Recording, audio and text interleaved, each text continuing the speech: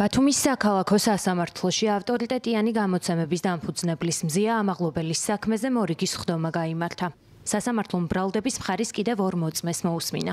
წინასწარი ცნობით ამავე პროცესზე უნდა გამოეკითხათ ბათუმის პოლიციის უფროსი ირაკლი დგებუაძეც, თუმცა დღეს პოლიციის მაღალჩინოსნის გამოკითხვა არ შედგა. ხდომა გამომძიებელ მიხეილ დარჩიას მოსმენით დაიწყო. იგი მხარეთა შეკითხვებს დაახლოებით 3 საათის განმავლობაში პასუხობდა. დღევანდელ პროცესზე მან გაიმეორა ბრალდების ვერსია იმის თაობაზე, რომ მზია ამაღლობელი 11 იანვარს პოლიციელზე თავდასხმას წინასწარ გეგმავდა და ამას სხვებთან ათანხმებდა. ხდომაზე მიხეილ დარჩიას პროკურორმა ჟურნალისტის მხრიდან ეგრეთ წოდებული თავდასხმის შემდეგ ირაკლი დგებუაძის განცდების შესახებ კითხა. გამომძიებელმა კითხვა, რომ ბათუმის პოლიციის უფროსისგან პირადად მოისმინა, რომ მას ლოყა ნამდვილად გაუწითლდა და ტკივილიც იგრძნო. აღნიშნებოდა სიტყვაზე, როგორც გამართა და განაცხადა ფილიპსნობა და ამერიკოს მოიგონებელი კომუნისტური და საზოგადოებრივია მომენტში რომ შესაძლოა თავიდან აეცილებინა ამაშენ თავაზე.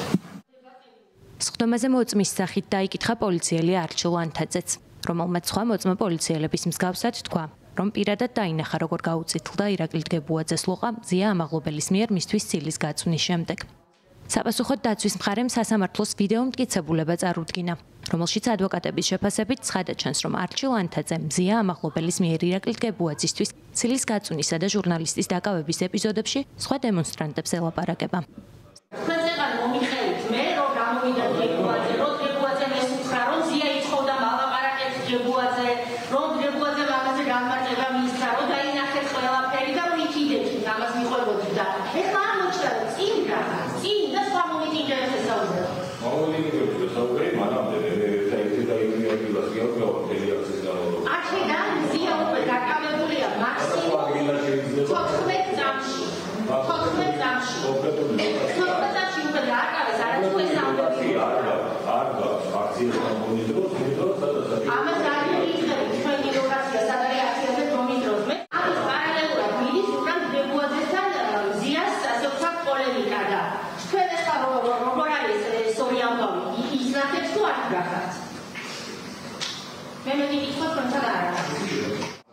მზია ამაღლობელის ადვოკატები სასამართლო პროცესზე გამოკითხულ პოლიციელებს ტყუილში ადანაშაულებენ და მიიჩნევენ, რომ ისინი მიზანმიმართულად აძლევენ სრუჩვენებებს.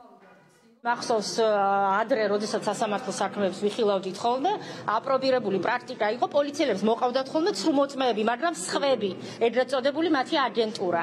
დღეს პოლიციელები თავად იქცნენ ცრუმოწმეებად, რაც არის ძალიან დიდი სირცხვილი, სრული დისკრედიტაცია მთლიანად sapoliciო ინსტიტუტების და ყველა პოლიციელი მოდის და იძლევა სრუჩვენებას არაერთ ეპიზოდში და ისინი არ თვლიან, რომ ეს არათუ სირცხვილია, არამედ ეს არის დანაშაული. ამიტომ ყველა ასეთ შემთხვევაზე ცრუმოწმეობასთან დაკავშირებით რასაკვირველია, ჩვენ ყველა ასეთ ცრუმოწმეზე მოვითხოვთ რეაგირებას გენერალური პროკურორისგან და ეს რეაგირება აუცილებლად იქნება, დღეს თუ არ იქნება, ხვალ იქნება. ამიტომ ამ საქმეს ძალიან ბევრი და დიდი გაგრძელება ექნება კიდევ არაერთი წლის განმავლობაში. პროკურორი კი ამბობს, რომ ბრალდების მხარის მიერ საქმეში წარმოდგენილი მტკიცებულებები უტყუარია და რომ მოწმეთა ჩვენებები ერთმანეთთან და საქმეში არსებულ მტკიცებულებებთან სრულ თანხვედრაშია. როგორი მტკიცება იმასთან დაკავშირებით, რომ მოწმე ვერ შეძლებდა გარკვეული ფაქტობრივი გარემოების აღქმას და გადმოცემას, არის საფუძველს მოკლებული, ვინაიდან ობიექტური მტკიცებულებებით, ვიდეო ჩანაწერებით დასტურდება აღნიშნული გარემოები და შესაბამისად მოწმეთა მიკერძოებულობაზე ან ტენდენციურობაზე საუბარი აბსოლუტურად ზედმეტია, რადგან მათი ჩვენებები თანხვედრაში არის ვიდეო ჩანაწერებთან. მოსამართლე ნინო სახელაშვილმა, რომელმაც ჟურნალისტს 14 იანვარს აღკვეთის ღონისძიების სახით პატიმრობა შეუფარდა, შემდეგ ის ხდომა 28 აპრილს ჩანიშნა. ჟურნალისტს, რომელიც 11-12 იანვარს ორჯერ, ჯერ ადმინისტრაციული, შემდეგ კი სისხლის სამართლის წესით დააკავეს, გამოძიება პოლიციელზე თავდასხმას ედავება. ბრალის დამტკიცების შემთხვევაში მას 4-დან 7 წლამდე პატიმრობა ემუქრება.